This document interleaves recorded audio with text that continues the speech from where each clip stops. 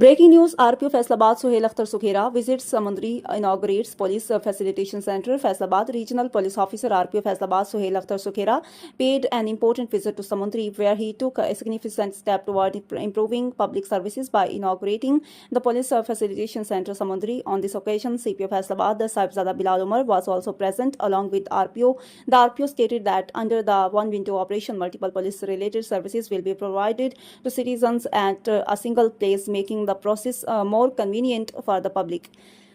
The CP Faisalabad also expressed his commitment to ensuring efficient, transparent and high-quality services for citizens. RPO Sohail Akhtar Sukhera said immediate and transparent service delivery to citizens is being ensured. The establishment of the Facilitation Center will make police-related matters easier for the public. Modernly equipped centers will provide relief to citizens. Police Facilitation Centers and licensing centers reflect the people-friendly image of the police. This initiative is expected to strengthen trust between the public and the police.